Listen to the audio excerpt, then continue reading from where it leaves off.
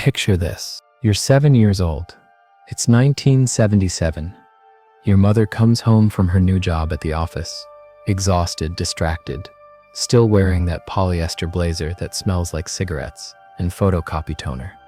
Your father is in the garage, or maybe he's working late again, or maybe he's just absent in that way. Men learned to be absent in the 70s, not gone, just not there. You're sitting in front of the television. The Brady Bunch is on, or maybe it's Happy Days. Everyone on screen is smiling. Everyone is together. Everyone is fine. And you believe it. You believe that what's happening to your family, this slow, quiet dissolution, is normal. Progressive, even. Because that's what the 1970s sold everyone, wasn't it? Freedom. Liberation. The death of the old ways. Your parents' generation was told they were breaking chains. Smashing the patriarchy. Rejecting the repressive 1950s. Finding themselves. And maybe they were.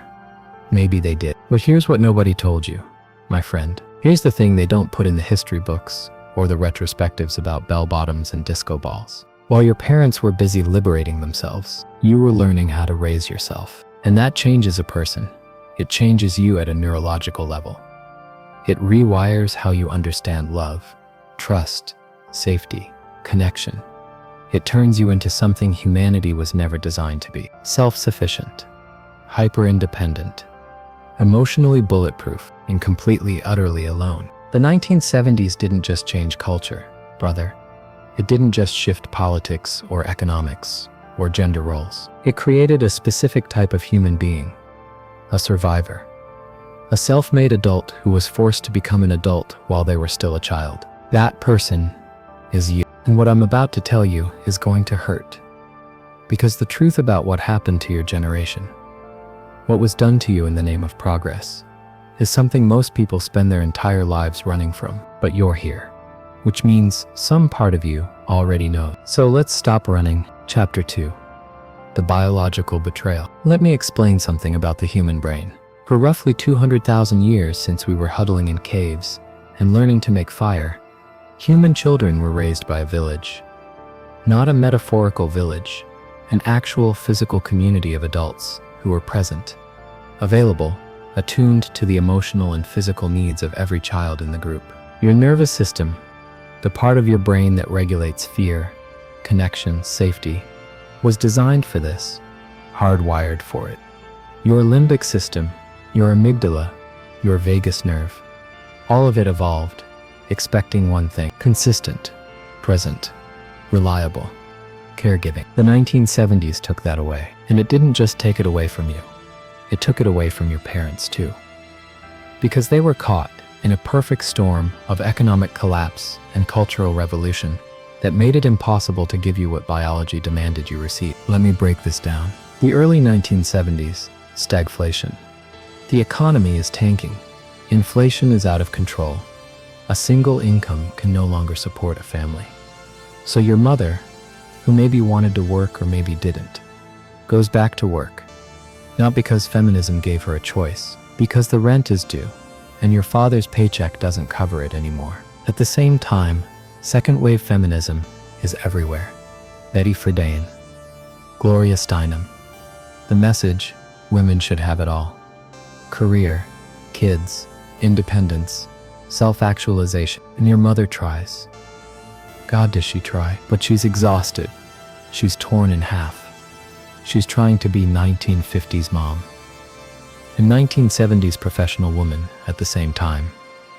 And there aren't enough hours in the day. There isn't enough energy in her body. So you learn to get yourself ready for school. You learn to make your own snacks. You learn that when you're scared or sad or hurt, you don't go to mom, because mom is overwhelmed. You handle it yourself. And your father? He's been told his whole life that masculinity is strength, provision, stoicism. Then the 70s come along and tell him masculinity is toxic, that his presence is oppressive, that the best thing he can do is step back, shut up, stop taking up space. So he does. He goes to work. He comes home. He sits in his chair. He doesn't ask about your day because he doesn't know how. Nobody taught him. His father didn't teach him. And now, Culture is telling him he's doing it wrong just by existing. So you learn that fathers are distant, that men don't engage emotionally, that asking your dad for comfort is awkward, unwelcome. Here's the biological truth, brother. Between the ages of 0 and 7, your brain is building its relational template. It's learning how love works, how trust works, how safety works, and what your brain learned in the 90s. Adults are unreliable. Even when they're physically present, they're emotionally absent. And the only person you can truly count on is yourself. This gets encoded into your nervous system. It becomes your attachment style. Psychologists call it dismissive-avoidant attachment. You learn to dismiss your own needs and avoid depending on others. And here's the kicker. You got really, really good at it. You became the most competent, self-reliant, independent person you know. You don't need anyone. You don't ask for help. You handle everything yourself. And everyone thinks that's strength, but it's not strength, my friend. It's a wound you've been calling a superpower. Chapter 3, the mechanism. Let me tell you how this works inside your head. When a child doesn't get consistent emotional attunement, when their caregivers are distracted, absent, or overwhelmed, something happens in the brain.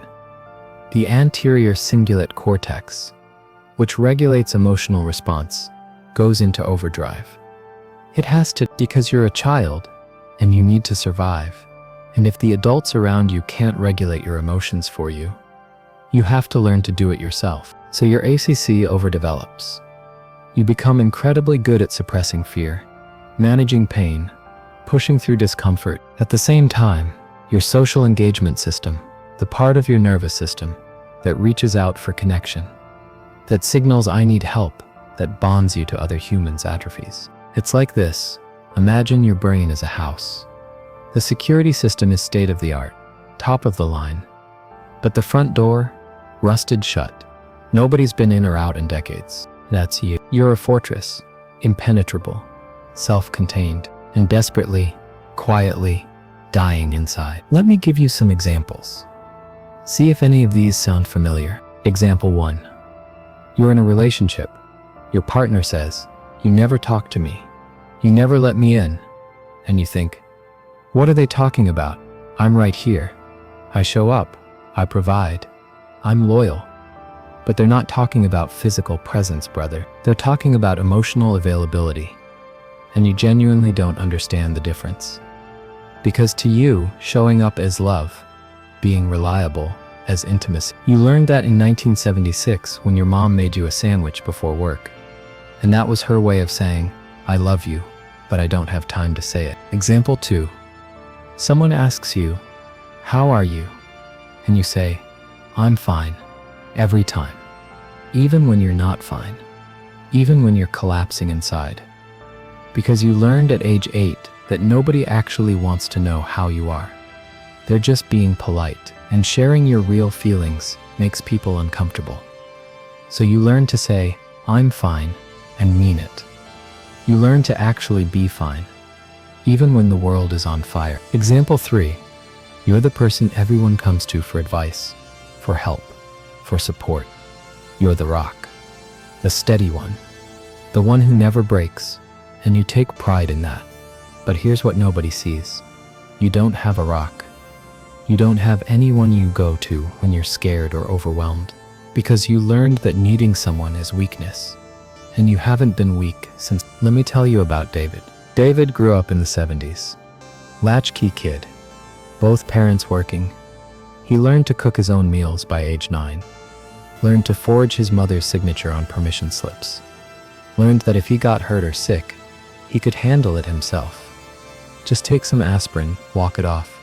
Don't bother anyone. Fast forward 40 years. David is successful, respected, married, 2 kids, and absolutely miserable. His wife tells him he's emotionally unavailable. His kids say they don't really know him. His friends, well, he doesn't really have friends. He has colleagues, acquaintances, guys he plays golf with. And David doesn't understand what everyone wants from him. He provides. He's loyal. He shows up.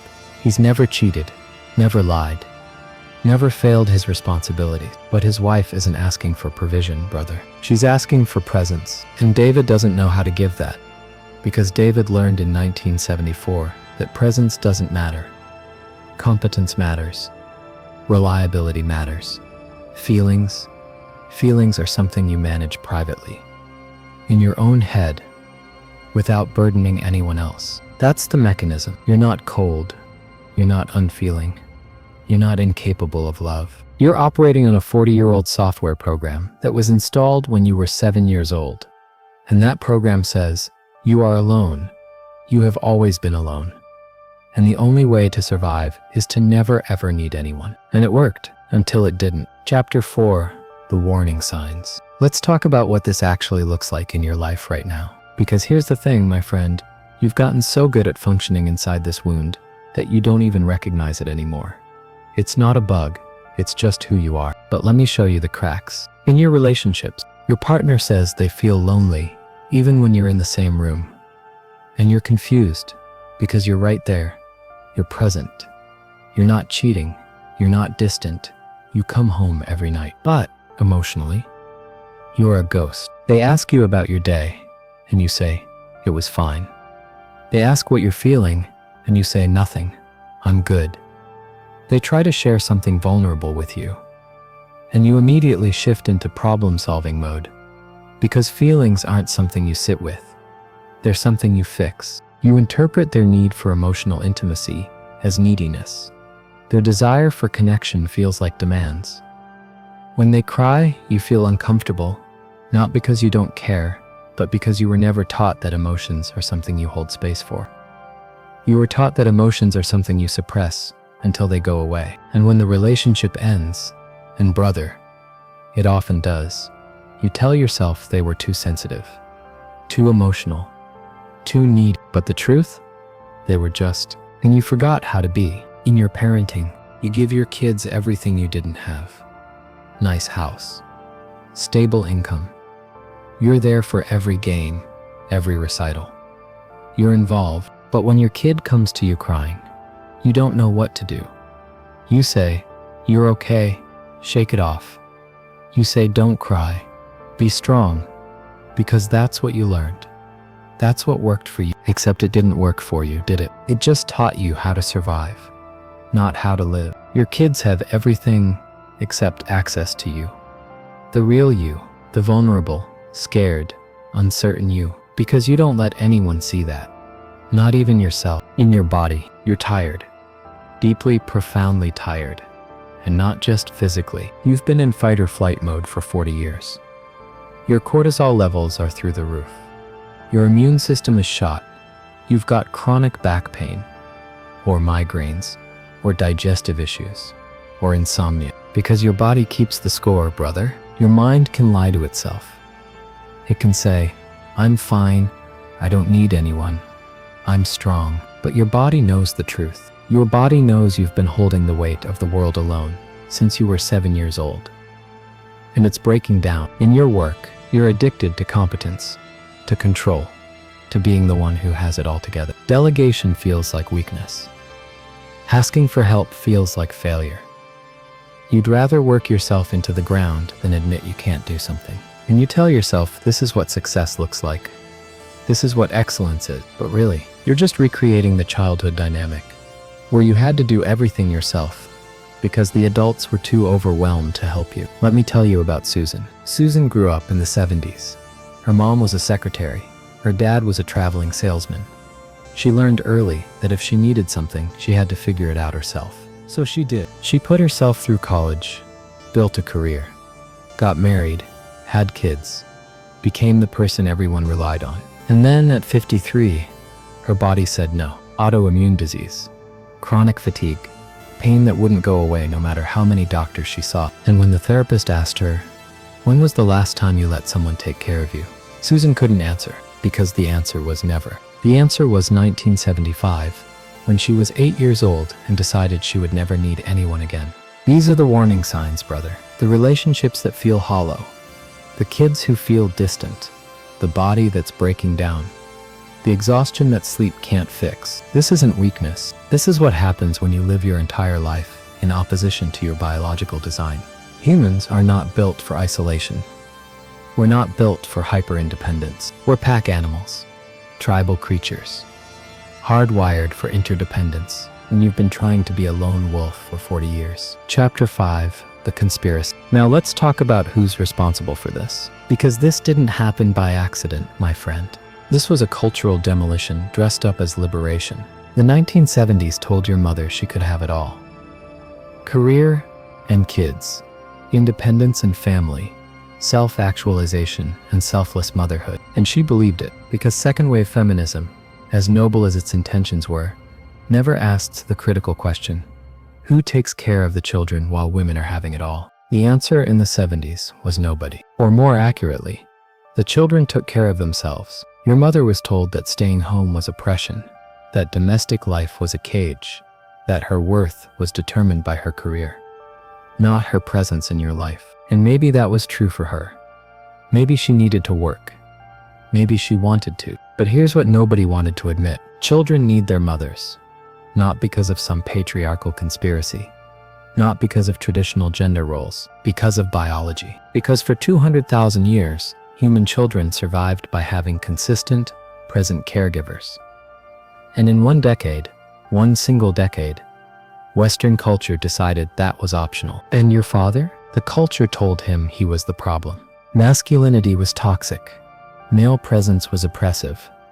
The best thing he could do for his family was step back, be quiet, stop imposing his will. So he did. He went to work. He provided. And he disappeared. Not physically, emotionally, because nobody taught him how to be present. His father didn't model it. The culture actively discouraged it. And your mother was too exhausted to demand it. So you got a father who was there, but not really. A ghost in a recliner. But let's zoom out, brother. Because this isn't just about feminism or masculinity or gender politics. This is about economics. The 1970s economy required two-income households. Stagflation, the collapse of single-income viability. The cost of living skyrocketed while wages stagnated. So your mother didn't go to work because feminism gave her a choice. She went to work because the rent was due, and your father's paycheck didn't cover it. But culture couldn't admit that, because admitting that would mean admitting the economic system was failing families. So instead, they called it liberation. They called it progress. And you were the experiment. The first generation of latchkey kids. The first generation raised by television and neglect and the myth of independence. And when you grow up broken, when you can't connect, can't trust, can't be vulnerable, the culture doesn't take responsibility. It tells you to go to therapy. It tells you to work on yourself. It tells you the problem is you, not the economy that destroyed single-income families, not the culture that dismantled community raising, not the social experiment that treated children as an afterthought to adult self-actualization. No, the problem is you. You're too closed off, too independent, too emotionally unavailable. And if you just read the right book, see the right therapist, do the right amount of inner work, you'll be fixed. But you're not broken, brother. You're operating exactly as you were programmed to operate by a culture that abandoned you and then blamed you for the trauma of that abandonment. The 1970s didn't liberate families. It dissolved them, and you're still living in the wreckage. Chapter 6.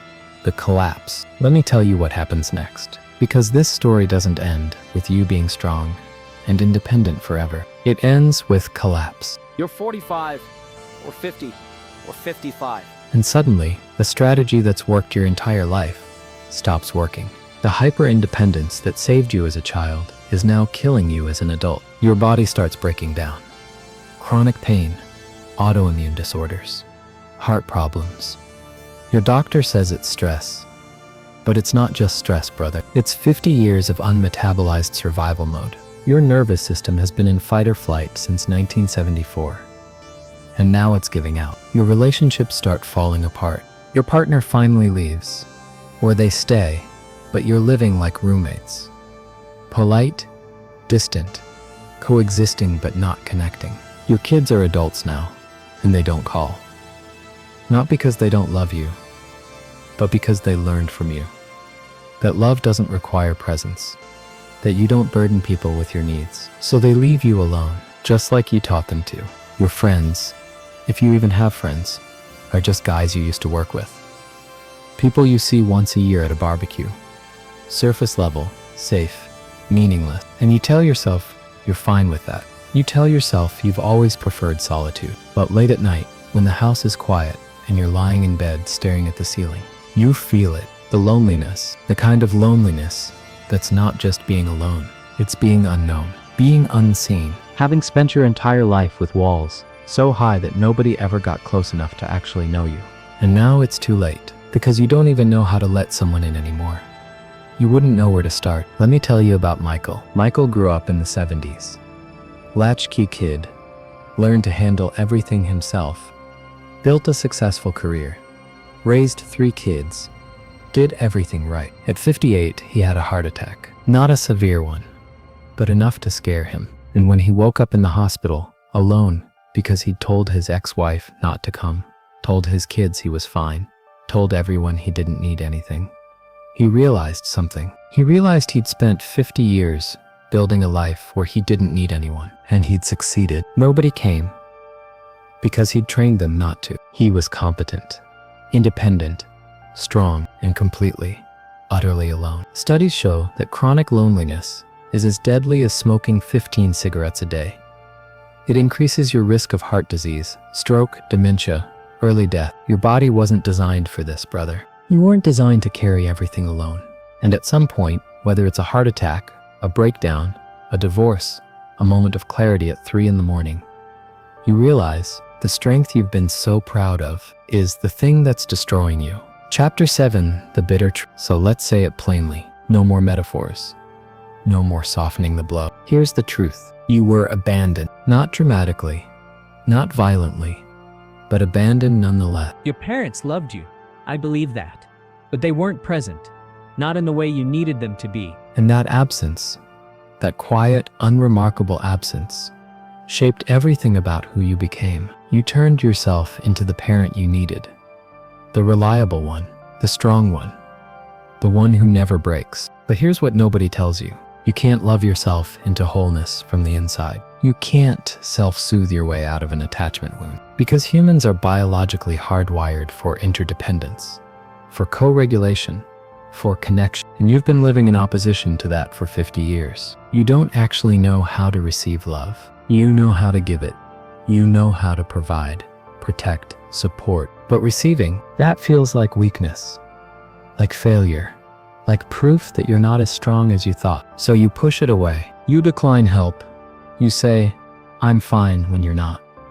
You keep people at arm's length and call it boundaries. And deep down, some part of you knows you're going to die like this, alone, competent, respected, and completely unknown. Most of your life has been performance, brother, not presence. You've been performing strength, performing independence, performing the role of the person who has it all together. But underneath, you're still that 7-year-old kid in 1977, sitting alone in an empty house, waiting for someone to come home. And nobody ever did, so you decided you didn't need them to. And here's the most bitter truth of all. It's almost too late to change, not because you can't, but because change requires vulnerability. And vulnerability requires trust. And trust requires letting someone see you as you actually are. Scared, uncertain, in need of help. And you haven't done that since you were a child. So the question is, are you willing to start now? Are you willing to admit that the strategy that saved you is now killing you? Are you willing to dismantle the fortress you've spent 50 years building? Because that's what it takes, brother. Not self-help. Not positive thinking. Not reading one more book about attachment theory. It takes the terrifying, humiliating, excruciating work of actually letting someone in, of saying, I need help, of admitting I'm not okay, of allowing yourself to be seen, really seen, in all your broken, wounded, struggling humanity. And most people can't do it. Most people would rather die alone than face that level of vulnerability. So they do. Chapter 8, the solution. But not you. You're still here. Which means some part of you, some stubborn, resilient part, still wants more than survival. So let me tell you how to do this. Not as theory, as protocol. Step 1, acknowledge the wound without becoming the wound. You were failed. by your parents, by the culture, by the 1970s experiment in liberation that used children as collateral damage. That's the truth. But you are not broken beyond repair. You're a human being operating on outdated survival software. And software can be updated. The first step is admitting this to yourself. Not as victimhood, as fact. I was raised to be hyper-independent. And that strategy is no longer serving me. Say it out loud. Write it down.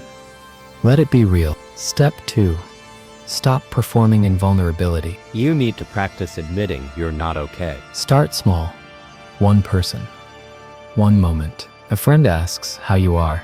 Instead of I'm fine, try, honestly, I'm struggling. Your partner asks what you need. Instead of nothing, try, I need you to just sit with me for a minute. This will feel excruciating. Every cell in your body will scream that you're being weak, burdensome, pathetic. That's the old program talking. Ignore it. Step 3. Rebuild interdependence deliberately. Interdependence is a skill, and like any skill, it requires practice. Start practicing small dependencies. Ask someone for help, not because you need it, but because you need to practice needing. Share a struggle with a friend, not to get advice, just to be heard. Let your partner see you cry. Let them comfort you. Let them matter. This will feel like jumping off a cliff. Good. That's how you know you're doing it right. Step 4. Grieve what was lost. You didn't get the childhood you needed. You didn't get the attunement, the presence, the emotional safety that every child deserves. And you can't move forward until you grieve that. Not as blame, as loss. Find a therapist, someone who understands attachment wounds, someone who can hold space for the grief without trying to fix it, and let yourself feel it. The anger, the sadness, the loneliness of that 7-year-old kid who learned to raise himself. You've been running from this grief for 50 years. Stop running. Step 5. Reparent your nervous system. Your nervous system is stuck in survival mode. It's been there since. You need to teach it that you're safe now. That connection isn't dangerous. That vulnerability won't kill you. This requires somatic work. Body-based practices, breath work, meditation, somatic experiencing therapy, co-regulation with safe people. Your nervous system doesn't respond to logic. It responds to experience, so you have to give it new experiences, repeatedly, until it learns a new pattern. This takes time, brother. Months, years, maybe. But it's the only way out. The masculine frame. Real strength isn't pretending you don't need anyone. Real strength is building what was destroyed. Warriors don't just survive. They reconstruct. You survived the 1970s. You survived the abandonment. You survived 50 years of doing everything alone. That took strength. Now use that strength to build the life your biology actually needs. A life where you're connected, where you're known, where you allow yourself to need people and let them need you. That's not weakness, my friend. That's courage. The final truth. You can't undo the past. You can't go back to 1977 and give that 7-year-old the presence they needed. But you can stop repeating the pattern.